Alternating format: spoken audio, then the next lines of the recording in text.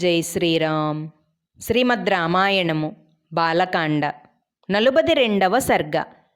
భగీరథుని వృత్తాంతము. సగరుడు కాలము చేసిన తరువాత అంశుమంతుడు రాజు అయి తదుపరి అతని తనయుడు దిలీపుని రాజుగా చేసి తపోవనమునకేగి గంగావతరణమునకై 32,000 సంవత్సరములు తపమాచరించి స్వర్గమునకేగెను. తరువాత దిలీపుడు 30,000 సంవత్సరములు రాజ్యపాలన చేసి ఎన్నో యజ్ఞయాగాలను చేసి గంగను తెచ్చు మార్గమునకై ఆలోచన చేయుచు స్వర్గస్థుడయ్యెను. దిలీపుని కొడుకు భగీరథుడు. అతడు రాజర్షి మహాపరాక్రమవంతుడు.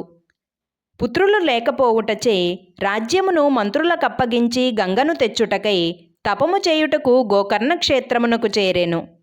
నెలకు ఒక్కసారి మాత్రము ఆహారమును తీసుకొనుచు చేతులు పైకెత్తి నమస్కరించుచు కొన్ని వేల సంవత్సరములు తపమాచరించెను.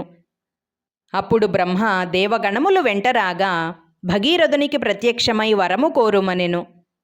అప్పుడు భగీరథుడు, ఓ భగవంతుడా, సగర చక్రవర్తి కుమారులు స్వర్గమును చేరుటకు గంగను ఇమ్ము, అలాగే నా వంశమును నిలుపుటకు సంతానము నిమ్ము అని కోరెను. అంతట బ్రహ్మ, రాజా, నీ కోరిక చాలా పెద్దది. హిమవత్ పర్వతమునకు సన్నిహితమై ఉండు ఈ గంగానది హిమవంతుని పెద్ద కుమార్తె. ఆమెను ధరించుటకు సమర్థుడు శివుడు ఆ పనికి కోరబడుగాక. రాజా, గంగ పడుటను భూమికి సహింపశక్యముగాదు. వీరుడా, ఆమెను ధరించుటకు శివుడు తప్ప సమర్థుడు వేరొకరు కనిపించుటలేదు. కావున శివుని అనుమతిని కోరుము అని పలికి గంగాదేవికి రాజు కోరిన వెంటనే అనుగ్రహింపుము అని పలికి బ్రహ్మ దేవతలతో కూడి వెడలిపోయెను. జై శ్రీరామ్. 42వ సర్గ సంపూర్ణము.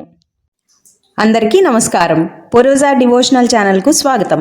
మీకు గనక ఈ వీడియో నచ్చినట్లయితే దయచేసి లైక్ చేయండి, షేర్ చేయండి, ఇంకా కామెంట్ చేయండి. సబ్స్క్రైబ్ చేయడం, బెల్ ఐకాన్ నొక్కడం మర్చిపోకండి.